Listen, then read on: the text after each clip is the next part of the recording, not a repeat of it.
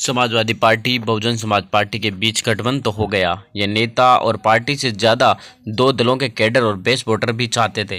यह तस्वीर तो आप इस वक्त अपनी स्क्रीन पर देख ही रहे हैं। ये वो तस्वीर है जब मुलायम सिंह यादव और मान्यवर साहब कांसीराम ने एक समय बीजेपी को रोकने के लिए, राम लहर को रोकने के लिए एक दूसरे का हाथ मिलाया था। और उसके बाद हालांकि दोनों पार्टियों के बीच काफ़ी ज़्यादा दूरी आ गई थी। कांसीराम जी ने पार्टी को, बसपा को इतना मजबूत कर दिया था कि पार्टी एक मजबूती के साथ आगे बढ़कर 2007 में एक राजनीतिक दल के तौर पर उभर गई। लेकिन भाजपा को रोकने के बाद 26 साल बाद एक साथ दो राजनीतिक दल फिर से आ गए।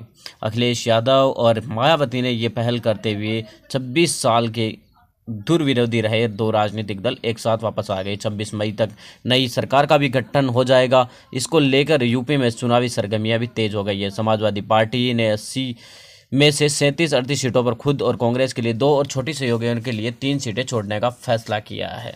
सपा बसपा के बीच गठबंधन हो, ये नेता और पार्टी नेतृत्व से ज़्यादा दोनों दलों के कैडर और बेस वोटर चाहते हैं। ये कहना मेरा नहीं है, लेकिन बसपा सुप्रीमो और समाजवादी पार्टी के राष्ट्रीय अध्यक्ष अखिलेश यादव ने पिछले दिनों कहा था। उन्होंने हाल ही एक कार्यकर्ताओं की बैठक में यह बात कही थी। उन्होंने आगे भी कहा कि पार्टी के वरिष्ठ नेता और अधिकांश जनप्रतिनिधि नहीं चाहते कि गठबंधन हो, क्योंकि गठबंधन हो गया तो कम और चुनिंदा सीटों पर चुनाव लड़ने के कारण नेताओं के लिए संभावनाएं कम हो जाती है। दोनों दलों के वोटरों के बीच जमीन पर तालमेल हो गया है। ये बात गोरखपुर और फूलपुर के लोकसभा चुनाव में साबित हो चुकी है। एक दूसरे के प्रति एकजुटता तब दिखी जब हाल ही में मायावती के जन्मदिन पर अधिकांश जिलों में 7 कार्यक्रम हुए। हाल ही में चंदौली के मुगलसराय के विधायक सारदा सिंह ने जब बसपा सुप्रीमो को लेकर विवादास्पद बयान दिया था, तब समाजवादी पार्टी ने इसकी खुलकर मुखालफत की थी। उत्तर प्रदेश के जमीनी हालात पर बात करते हुए समाजवादी पार्टी के नेता ने बताया कि हालात जनता इस बार बीजेपी को मौका नहीं देने जा रही है। आपको बता दें कि उसके बाद अखिलेश यादव के साथ हुई अभद्रता के मामले में भी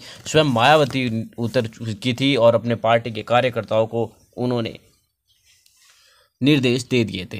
उन्माद और देश की राजनीति के बीच नफरत की राजनीति, मॉब लिंचिंग, हनुमान जी की जाति बताना, युवकों को नौकरी की जगह पकौड़ा तलने की सलाह से जनता में भाजपा की पोल खुल चुकी है। आज गोवंश को लेकर जिस तरीके से माहौल बनाया जा रहा है, खेतों में फसलें तबाह हो रही है, पूरे समय किसान पशुओं को पकड़ने में परेशान है। जनता समझदार है। 2007 से हर छोटे बड़े चुनाव में सभी दलों को मौका दिया है।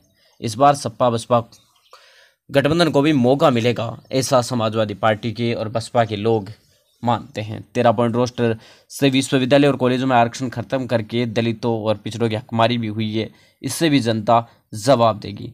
अब सबसे बड़ी जो चुनौती इन दोनों दलों के पास होगी वो होगी बसपा के पास घेर यादव ओबीसी और घेर जाटव दलित को अपने साथ लाने की जो चुनौती है वो होगी। 2014 और 17 के विधानसभा चुनाव में ये वोट भाजपा के साथ चला गया था। समाजवादी पार्टी के साथ कुर्मी, कोयरी, राजपुर जैसे घेर यादव वोटों को साथ लाने की चुनौती होगा। सपा मानती है कि भाजपा घेर यादव पिछड़ी जातियों को समझाने में कामयाब रही है। 2017 के विधानसभा चुनाव में बहुत विधायक टिकट कटने और अन्य कारणों से बसपा में चले गए, मगर उन्हें टिकट मिला तो गुटबाजी और भितरगाज की समस्या हुई।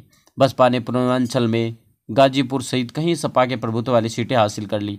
गौरतलब है कि गाजीपुर में बसपा कभी चुनाव नहीं जीती। इसके बाद बस सपा ने वहाँ पर उसे ये सीट दे दी है। भाजपा नहीं मानती। हालांकि अभी तक बीजेपी इस गठबंधन को ज़्यादा तवज्जो नहीं देने की कोशिश में मान रही है, लेकिन इस चीज़ से कोई कह नहीं सकता, क्योंकि ये वही समाजवादी पार्टी और बसपा का गठबंधन है जो उत्तर प्रदेश में पहले हुआ था। अगर वोटों की गिनती करें तो 23 सीटें पहले 2009 में समाजवादी पार्टी ने यहाँ पर जीती। आप हमारे चैनल अम्बेडकर पीपुल्स वॉइस को सब्सक्राइब कीजिए और बेल आइकन भी दबाइए और पाइए हर वीडियो की नोटिफिकेशन।